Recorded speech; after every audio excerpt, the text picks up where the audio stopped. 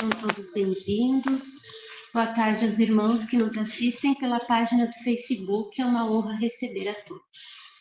Lembrando que estamos comemorando, então, neste mês, os 90 anos da nossa Casa Espírita Urubatã de Melo. E teremos, então, programações especiais nas exposições doutrinárias, até o fim deste mês. Então, agora convido a todos os irmãos. Vamos elevar os nossos pensamentos e eu vou ler uma mensagem da obra Caminho, Verdade e Vida, psicografia de Chico Xavier, pelo Espírito Emmanuel. Parentela. E disse-lhe: sai de tua terra e dentre a tua parentela e dirige-te à terra que eu te mostrar. Atos capítulo 7, versículo 3. Nos círculos da fé, vários candidatos à posição de discípulos de Jesus queixam-se da sistemática oposição dos parentes, com respeito aos princípios que esposaram para as aquisições de ordem religiosa. Nem sempre os laços de sangue reúnem as almas essencialmente afins. Frequentemente, pelas imposições da consanguinidade, grandes inimigos são obrigados ao abraço diuturno, sob o mesmo teto. É razoável sugerir-se uma divisão entre os conceitos de família e parentela. O primeiro constituía o símbolo dos laços eternos do amor. O segundo significaria o cadinho de lutas, por vezes acerbas, em que devemos diluir as imperfeições dos sentimentos, fundindo-os na liga divina do amor para a eternidade. A família não seria a parentela, mas a parentela converter-se-ia mais tarde nas santas expressões da família. Recordamos tais conceitos, a fim de acordar a vigilância dos companheiros menos avisados. A caminho de Jesus, será útil abandonar a esfera de maledicências e incompreensões da parentela e pautar os atos na execução do dever mais sublime, sem esmorecer na exemplificação, porquanto assim o aprendiz fiel estará exortando-a sem palavras, a participar dos direitos da família maior, que é a de Jesus Cristo. Então, agora convido a todos os irmãos a elevar os nossos pensamentos e acompanhar, então, a prece inicial. Vamos agradecer a Deus, a Jesus, nosso modelo e guia, e a equipe espiritual da casa, pela oportunidade de estarmos hoje reunidos, pela proteção física e espiritual nossa, dos nossos familiares e de toda a humanidade. Pedimos a proteção aos trabalhos de hoje, que Jesus nos acolha no seu manto de bondade, acalmando as nossas angústias e as nossas ansiedades, nos fortalecendo no seu amor, para que possamos seguir os seus passos, vivenciando os seus exemplos contidos no Evangelho. Caminho seguro para realizarmos a nossa jornada como espíritos imortais. Pedimos mais uma vez a proteção aos trabalhos de hoje e também para o nosso irmão Verno Kramer, trabalhador do Grupo Espírita Allan Kardec, da cidade de Alvorada, Rio Grande do Sul, que irá fazer hoje a exposição doutrinária com o tema Conversando com Jesus. Seja bem-vindo, Verno. Uma ótima exposição.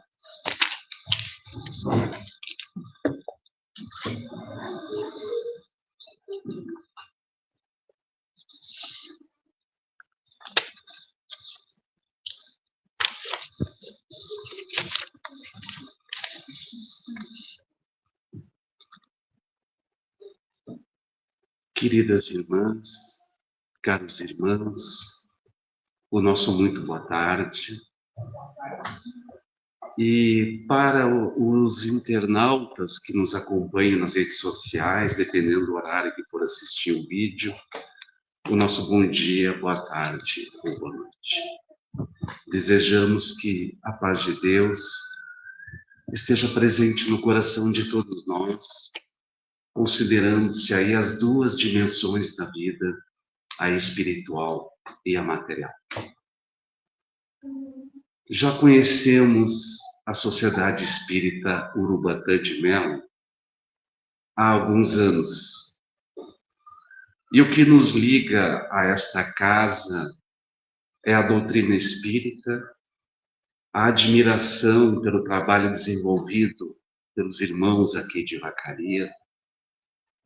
Mas mesmo assim, eu gostaria de me apresentar, porque tem alguns que não me conhecem. Então eu me chamo Verno Eduardo Kramer, sou trabalhador do Grupo Espírita Allan Kardec de Alvorada, mas moro em Porto Alegre. Aí pode me perguntarem, mas como é que tu te vinculou a uma casa que não é da tua cidade? Eu trabalhava em Alvorada na época. Depois eu fui transferido para Porto Alegre, mas os laços e as raízes são naquela casa da doutrina espírita. E é por isso que nós permanecemos lá vinculados. É uma questão de fidelidade. Ontem nós tivemos a grata alegria de ter a presença da Susan, o presidente atual da casa, do Gilmar também, e do William, que nos acompanhou em Bom Jesus, na sociedade, no Grupo Espírita Amor de Jesus, fundado pelo Spinelli, que também esteve nessa casa aqui. O que a gente agradece de coração a presença e o carinho deles. Hoje foi o Miro substituindo aquele grupo. Então a gente agradece o Miro, a companhia, o diálogo que nós tivemos também hoje, demonstrando que nós construímos laços e fortalecemos cada vez mais. Nós fomos convidados para o aniversário da casa. São 90 anos. 90 anos de trabalho dedicado ao serviço de Jesus, à divulgação da doutrina, esse Consolador prometido, o cristianismo redimido. E tentando imaginar os 90 anos de quantas gerações aqui passaram, 9 gerações no mínimo, quantos espíritos iluminados, esclarecidos, quantos aprenderam a amar Jesus, estão aprendendo a amar Jesus. Então há um legado espiritual nessa casa. Há um grande legado. E a gratidão imensa de poder estar com vocês, dividindo e, de certa forma, prestigiando esta data tão significativa que são 90 anos. Que venham muitos anos. E que o centenário seja repleto de muito trabalho, de muita dedicação a Jesus. Conversando com Jesus. É o tema proposto para nós conversarmos hoje. Esta proposta é fruto de nossos pensamentos e reflexões a partir de 2 obras. Uma delas se chama O Cristo que eu não conheci, e a outra, Trigo de Deus. Esta aqui, do espírito Amélia Rodrigues, psicografia de Divaldo. Amélia Rodrigues, no mundo espiritual, ela vai se definir como sendo aquele espírito que conta histórias vividas por Jesus ao tempo que ele esteve aqui conosco e que não estão ainda contidas nos evangelhos. Porque os evangelhos estão permanentemente sendo atualizados e revisados, decorrentes de novas descobertas, de novos textos que vão sendo encontrados, e a partir daí, a Amélia vai trazer as histórias narradas no mundo espiritual, que preenche lacunas que estão hoje nos evangelhos. E uma dessas histórias está no capítulo 1 desta obra, Trigo de Deus, de título Pescador de Almas.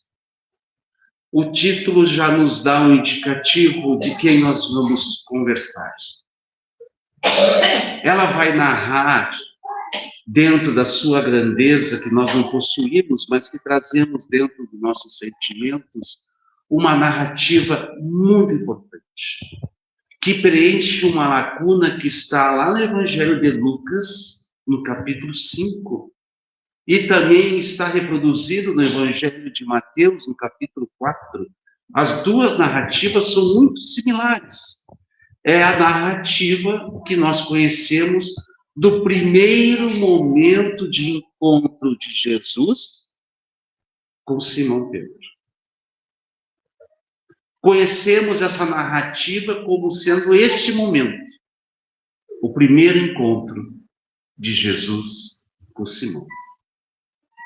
Ela mais ou menos conta as 2 passagens evangélicas que Simão, junto com André, o seu irmão, e mais Tiago e João, sobrinhos de Simão, passaram a noite pescando na lagoa de Genezaré.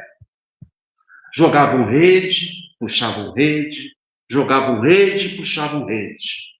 E passaram a noite toda no exercício das suas tarefas. Sem êxito. Não conseguiram buscar nenhum peixe para se alimentar. Na época, a vida era muito mais difícil do que é hoje. Se eles não pegassem um peixe para comer, significaria que não teriam o alimento para aquele dia que amanheceria. Eles ficariam sem comer. E eles terminavam a tarefa da noite, então, frustrados, cansados, angustiados por não poder levar a comida para as suas famílias. Já estavam lavando as redes quando Jesus aproxima-se do grupo e chama Simão. Estão todos lembrados da narrativa?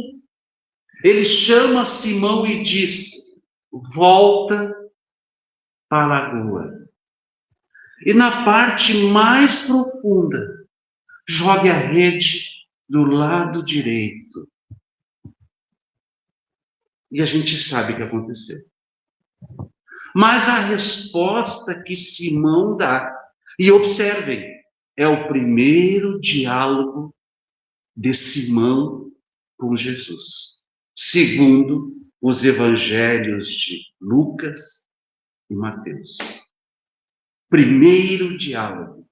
Você sabe qual foi a resposta que está nos dois evangelhos? Sob a tua ordem.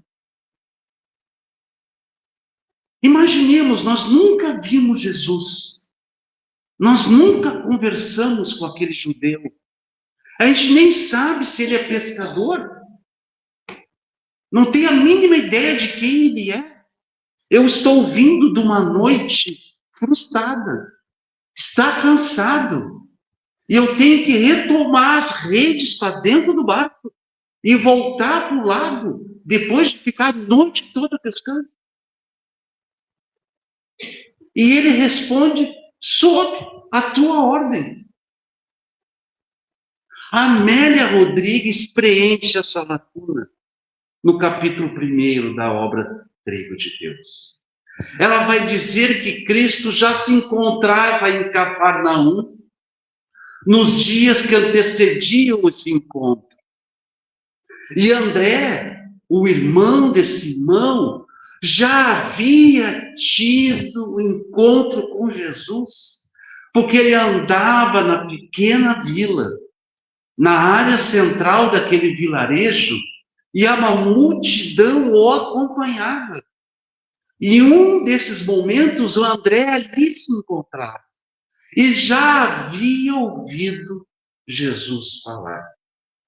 André, não podemos esquecer, era um seguidor de João Batista, o primo de Jesus, que anunciava a chegada do Salvador, que anunciava a chegada do Messias. Ele imediatamente identificou: é o filho de Davi.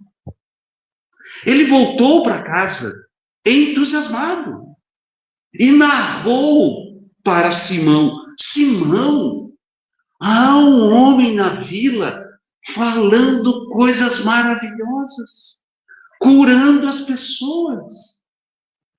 Simão era um homem que Deus da jovem idade teve uma vida dura. Ele aprendeu que se não buscasse a comida, ele não comia. Ele era filho de pescador e teve uma vida muito difícil. Ele era autêntico, ele era sincero, ele era impulsivo. Ele era, como se diz hoje, aquele homem torrão. Mas era um homem honesto, sincero. E ele vai dizer para o seu irmão André: André, deixa disso, André. É mais um falso profeta que está enganando a população para buscar dinheiro que nós não temos. Mas André insistiu com Simão: venha comigo e veja com os teus olhos. Um pedido de irmão a gente acolhe. Simão foi, mesmo contrariado. Quando ele chega na região central de Cafarnaum, ele entra naquele grupo de multidão que se movimenta em torno do Cristo. Todo mundo sabe como é que funciona isso. Tu vai naquela dinâmica do movimento. Tu não tem muito controle. Tu segue o movimento. Quando daqui a momento dá aquela parada. E Simão para. E Jesus está na frente dele. Exatamente na frente dele. Atrás de Simão havia uma mulher que tinha uma filha pequena, cega de nascença. Está Jesus, Simão, a menina, no colo da mãe e a mulher. E ela grita para Jesus, já chamando ele, mestre, cura minha filha. O que Simão fez? Ele foi autêntico. Ele se virou e tirou a filha do colo da mãe e levou para o seu peito, colocando ela na frente de Jesus. Jesus, neste ato, a Amélia Rodrigues diz que ele olha para os olhos de Simão e não fala nada. Não diz nada. Vamos guardar isso. Ele não fala nada com Simão. Ele vai apenas ouvir palavras inarticuladas, dizendo, Simão, eu te conheço, e não é de hoje. A Amélia diz que ele ficou absorto. Ficou paralisado. E só acompanhou a mão de Jesus, os dois dedos, indo em direção aos olhos da menina. Que quando toca, a menina grita, mãe, eu estou vendo. A mãe pega a criança do colo de Simão, que está paralisado. E neste movimento, a mão de Simão toca na túnica de Jesus. E novamente ele escuta a palavra inarticulada. Simão, eu te conheço, Deus de ontem. Ele ficou parado e a multidão prosseguiu. Aí dá para entender o porquê que no dia seguinte, quando ele ouviu de Cristo que voltasse e jogasse a rede do lado direito, ele respondeu, sob a tua ordem. Aí dá para entender. Mas esse diálogo de Simão com Jesus vai perdurar durante 3 anos. Imaginemos nós convivermos com Jesus durante 3 anos conversando com ele.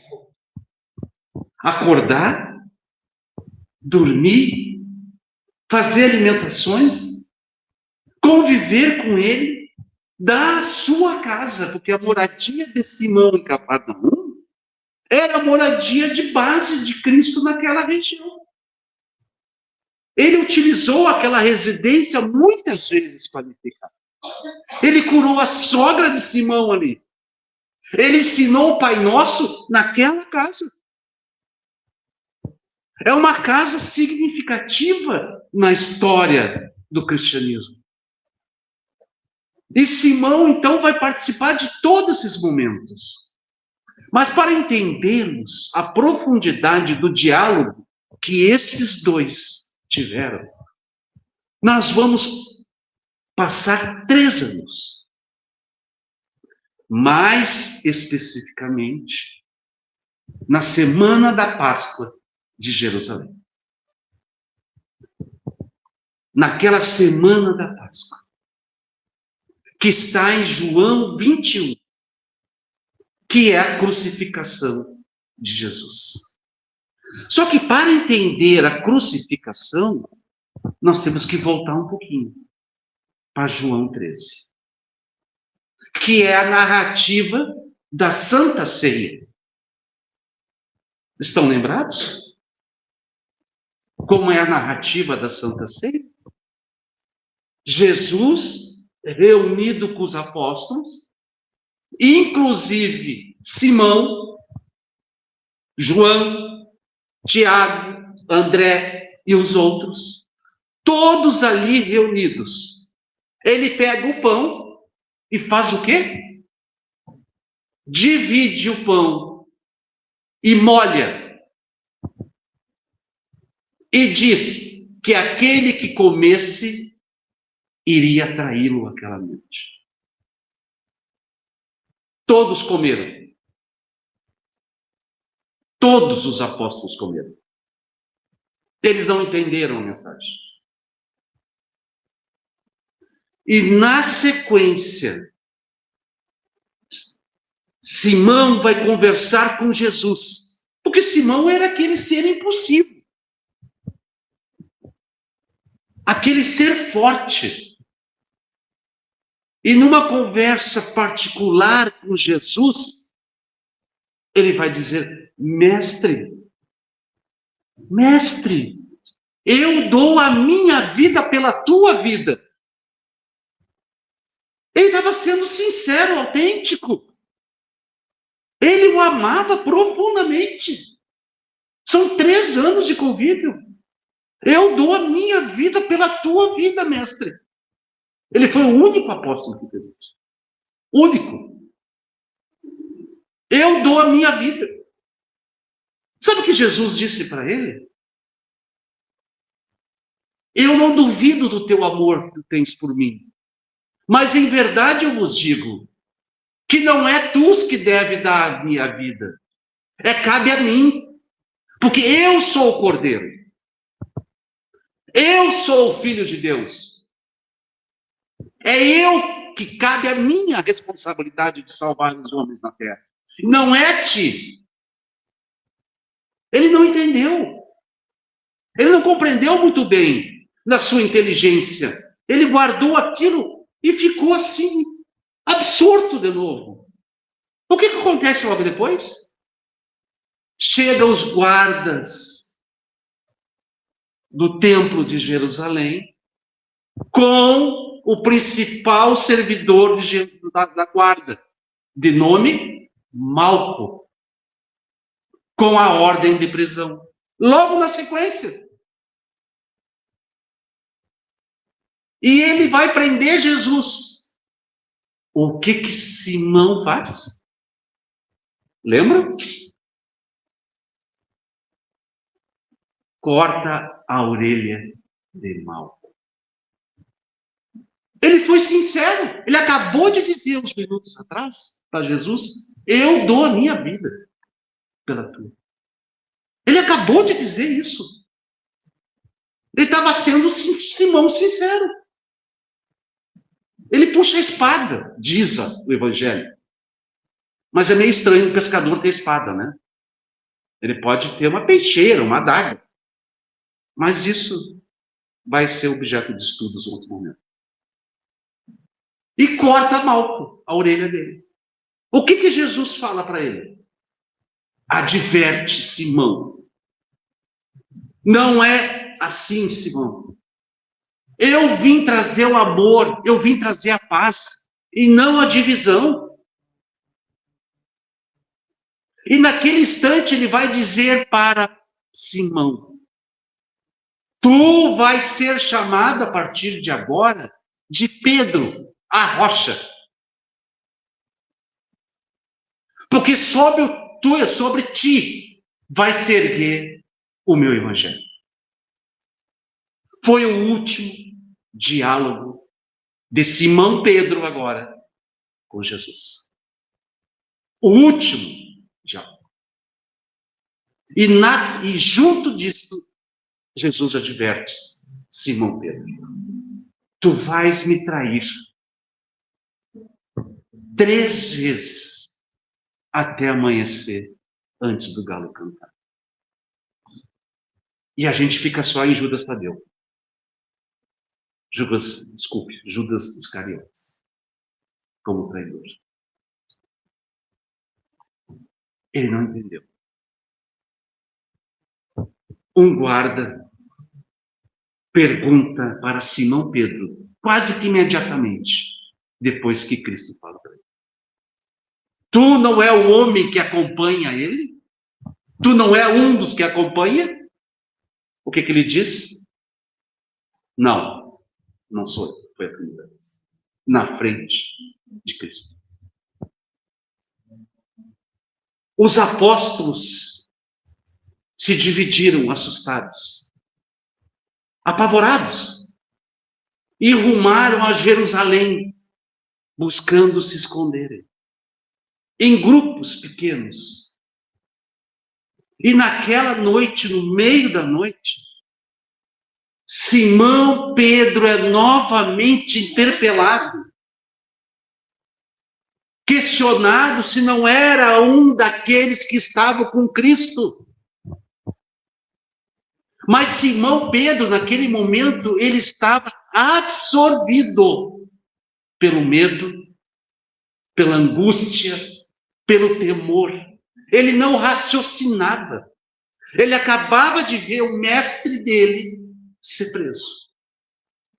Então ele responde impulsivamente. Era Simão Pedro, tentando se defender a sua vida. Não, não sou eu. Era uma resposta impulsiva, sem reflexão. Ele ruma para Jerusalém, mas não se esconde como os outros apóstolos. Ele vai para o muro da prisão onde estava Jesus. Isto está lá em João 3. Ele então fica numa parte que tinha uma grade, onde podia se enxergar o pátio interno da prisão, aonde os prisioneiros, conduzidos pelos guardas, passavam para que a população visse o que estava sendo feito com o prisioneiro. Naquele instante era ele e uma multidão também se aglomerando junto à grade. Simão está ali, o dia está amanhecendo. Quando vem Jesus, custodiado por guardas, já marcado pela violência deles. Ele para, a marcha da guarda para na frente de Simão, que está na grade. Guardem, interessante isso. Ele para na frente de Simão e olha para os olhos de Simão Pedro. E escuta novamente a guarda da cadeia perguntar para Simão Pedro: tu não és o homem que estava com Jesus? Ele responde pela 3ª vez, negando. Cristo apenas olha para ele e não fala nada. O galo cantou pela 3ª vez. Quem é que estava na crucificação? Quem eram as mulheres que estavam na crucificação? Alguém pode me ajudar? Quem? Maria, mãe de Jesus. Tinha outra Maria, Madalena. E qual era a 3ª mulher? Joana de Cusa, que vai ser a Joana de Ângeles. E havia um apóstolo. Quem era? João. Obrigado. O jovem João, de 18 anos. O jovem João, de 18. O único apóstolo. Único apóstolo. Os outros apóstolos estavam todos escondidos, porque eles pensavam: o Cristo vai ser morto, o mestre vai ser morto, depois sou eu. Eles estavam todos atormentados. Mas Simão Pedro, além da tormenta, ele tinha o sentimento de traição vivo nele. Eu traí Jesus. Eu disse que o amava, eu disse que dava a minha vida. E eu neguei ele 3 vezes. Ele estava falido espiritualmente e moralmente. O sentimento de Simão Pedro, a rocha, era de falência. Jesus ressuscita na linguagem evangélica para uma mulher. Qual é a mulher? Lembra? É uma Maria. Madalena, obrigado. A Madalena. E ele diz o que para ela? Vai e diga para eles voltarem para suas casas. Ela cumpre fielmente. É como se fosse sob a tua ordem. Ela não questiona, ela vai e cumpre. Só que Jesus sai dali e vai para os locais aonde estavam os apóstolos. E quando entra na casa onde estava Simão Pedro, ele atravessa a parede. Está no Evangelho de João. Olha a mediunidade aí. Atravessa a parede e fala com cada um dos apóstolos, dando orientação. Quando chega a vez de Simão Pedro, ele só olha nos olhos de Simão Pedro e não diz nada.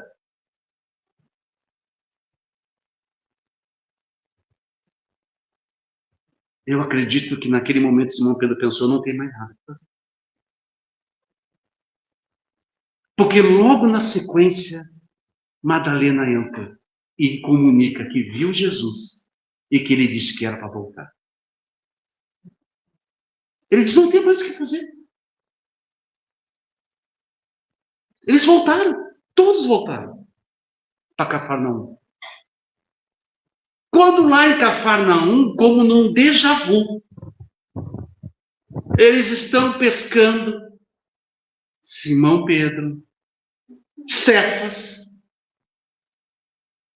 André, Tiago e João. Novamente passam a noite pescando, sem sucesso.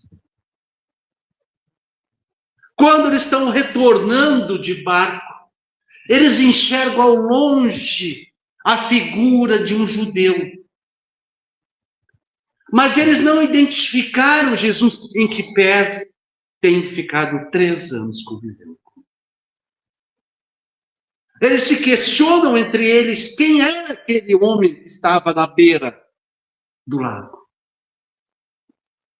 Mas Simão Pedro escuta, joga a rede do lado direito.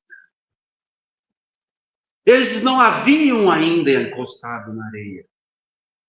Ele joga a rede. E todos nós sabemos o que aconteceu. O barco adornou de tanto peixe. Quando estão voltando com o barco, Simão Pedro foi o Simão Pedro. Ele não espera o barco chegar na beira da areia. Ele se atira na frente e vai nadando. E abraça Jesus. Abraça Jesus. E diz: mestre, mestre, tu está aqui, mestre. Sabe o que Jesus disse? Vamos comer um peixe e um pão. Aí você não sabe por que a gente gosta de comer nas casas espíritas. Chegam os outros com o peixe e vão assar o peixe. E comendo um pedaço de peixe, um pedaço de pão, Cristo conversa com um, conversa com outro. Quando chega numa conversa particular com Simão Pedro, ele faz uma pergunta. Você sabe qual é a pergunta que ele fez? Todos sabem. Simão, Pedro, tu me amas?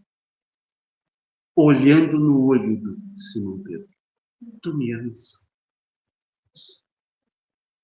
Sabe qual é a resposta que ele deu? Todo mundo sabe. Claro que sim, mestre. É claro que eu te amo, mestre. Só que a sequência desse diálogo não é a segunda pergunta imediatamente. Transcorre mais um peixe, uma conversa, e Cristo retorna para Simão Pedro. E diz: Simão Pedro, filho de Jonas, tu me amas? E ele foi autêntico. Sim, mestre, eu já te disse, eu te amo. Eu disse há pouco tempo atrás que eu te amava. Dá-se novamente um tempo. E Cristo, olhando para os olhos de Simão, pergunta pela terceira vez. João Evangelista narra que Simão Pedro chorou. Porque ele lembrou que ele negou pela terceira vez Cristo. Por que Cristo fez isto com Simão Pedro nesse diálogo? É óbvio que ele sabia que Simão Pedro o amava. É óbvio que Cristo amava Simão Pedro. Mas Cristo, na sua pedagogia, estava dando a oportunidade para Simão refletir o nível de amor que ele tinha por ele. Só que quando a gente transporta esse diálogo para o grego, ele é muito mais profundo, e eu gostaria que vocês me acompanhassem nesse raciocínio. Porque em grego, Pedro é Petros. E Cristo vai perguntar: Petros, filia-me? Filia-me é o amor da amizade, é o amor da fraternidade, é o amor da sinceridade. E é por isso que ele vai dizer: mas é lógico, mestre. Na segunda pergunta, ele vai perguntar: Cefas, Eros? O Eros é o amor humano, o amor material, o amor sensual, o amor da matéria. E ele vai dizer: mas é evidente que sim, mestre, eu te amo, eu te disse agora há pouco. E a terceira pergunta é: Petros, ágape. O ágape é o amor incondicional. É o amor supremo, é o amor sublime. É o amor renúncia. Por isso que ele chora. Por isso que ele chora na terceira vez. Porque ele vai entendendo a gradação que Cristo vai colocando no exercício do amor que ele pede para Pedro. Só que Simão Pedro é a rocha. Ele é a rocha que sobre ele foi edificado a casa do caminho. Nos diálogos que ele teve com Jesus, inarticulados, aquele olhar constituiu um homem que vai fazer a casa do caminho. Constituiu um homem que vai ser o pescador de almas. E aí a gente chega nesse momento e se pergunta para si. Imagine Jesus olhando aos nossos olhos agora. Imagine Jesus olhando aos nossos olhos nesse momento. E vamos para a terceira pergunta, direto.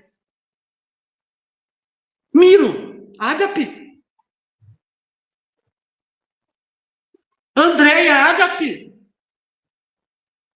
Vanessa, ágape. O que nós iríamos responder? O que nós iríamos fazer? Eu pegaria na mão de Jesus. Eu pegaria na mão de Jesus. A gente poderia dizer assim: mestre, tu sabe toda a minha vida, porque como eu sabia de Pedro? Porque ele disse: Pedro, te conheço, e não é de hoje, é de ontem. Se ele conhece Pedro, ele conhece todos nós, e não é de hoje, é de ontem. Tu me conhece, mestre. Tu me conhece os meus erros, mas tu sabes que eu te amo. Então me dá a oportunidade de mostrar que eu te amo. Deixa eu te amar. E aí a gente lembra o que Cristo disse sobre o amor. Todos estão lembrados? Está no Evangelho segundo o Espiritismo. A lei maior do amor. Amar a Deus acima de todas as coisas. E ao próximo como a si mesmo. Está aí todas as leis. Tudo está resumido nesta lei. E aí a gente está na Sociedade Espírita Urubatã de Melo. É o nosso lago de Genezaré. Aqui é o nosso lago. Nas areias mansas de Genezaré. E a gente vê aquela figura excelsa nos olhando. Ágape. Ágape. Ágape. Vamos pensar o que nós vamos refletir. Muito obrigado.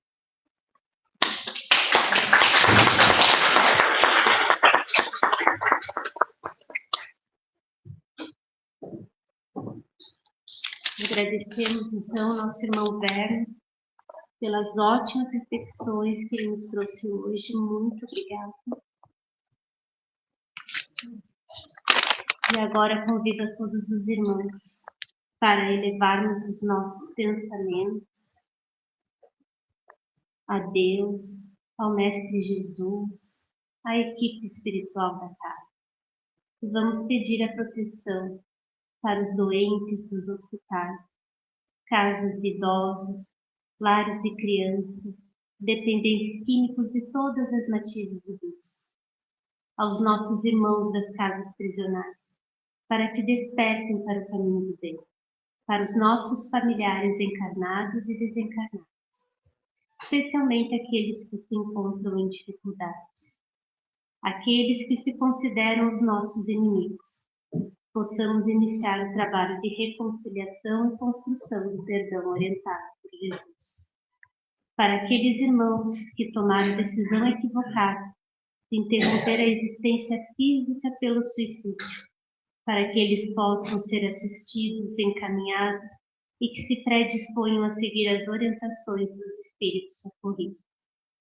Aos nossos irmãos moradores de rua, a nossa sensibilidade e amor. Que possamos amparar os animais na escala progressiva de suas posições variadas no planeta. Rogamos pela paz mundial, para o despertamento da humanidade, para a fraternidade, solidariedade e caridade verdadeira, a fim de que possamos gravitar para a obra divina. Rogamos, Senhor, para que cada vez mais possamos buscar, conhecer, meditar, sentir e vivenciar o seu Evangelho. Neste momento, vamos pedir aos médiuns para se dirigirem à fluidificação das águas, com o amparo dos espíritos protetores da casa, para que coloquem os medicamentos necessários nas águas trazidas pelos irmãos. E aos que nos assistem também sobre as águas em seus lares. E todos nós unidos em um só pensamento, colaboremos com os lenitivos divinos em benefício daqueles que farão isso.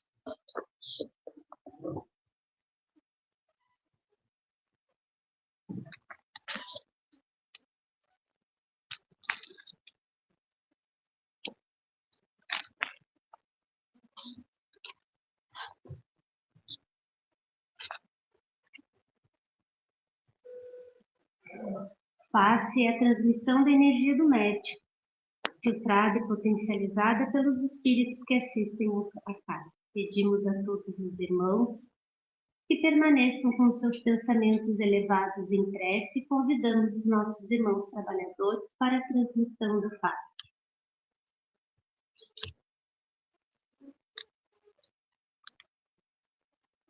Nós te rogamos, Pai, de infinita bondade e justiça, as graças de Jesus Cristo, através de Bezerra de Menezes e suas legiões de companheiros, que eles nos assistam, Senhor, consolando os aflitos, curando aqueles que se tornem merecedores, confortando aqueles que tiverem suas provas e expiações a passar, esclarecendo os que desejarem conhecer a verdade e assistindo a todos quanto apelam ao teu infinito amor.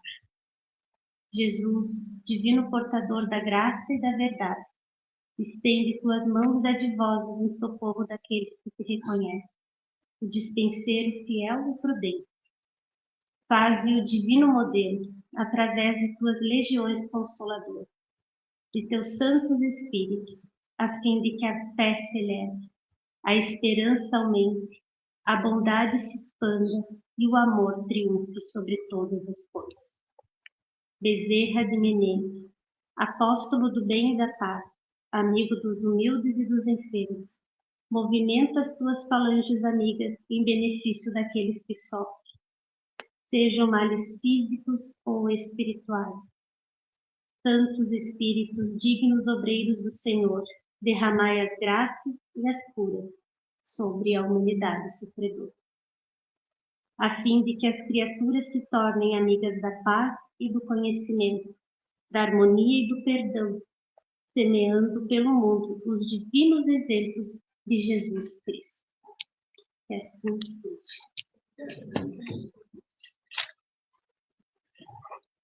Então, agradecemos novamente a Deus, a Jesus e à equipe espiritual da casa pela proteção, orientação e oportunidade de estarmos hoje aqui, reunidos em nome do Mestre Jesus.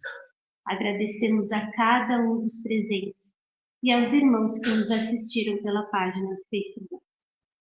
Convidamos a todos os irmãos novamente na terça-feira às 20 horas para a nossa nova exposição doutrinária e desejamos a todos uma ótima semana com paz, com saúde e proteção de Deus e nosso Mestre Jesus. Agora convidamos o nosso irmão Miro, que irá entregar o mimo para o nosso palestrante convidado.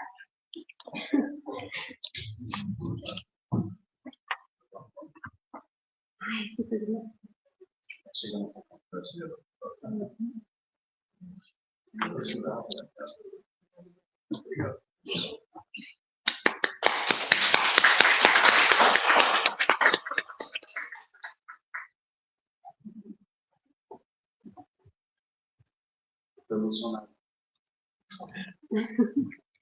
Agradecemos a todos os irmãos. Então, uma ótima semana de paz e de proteção. Que assim seja.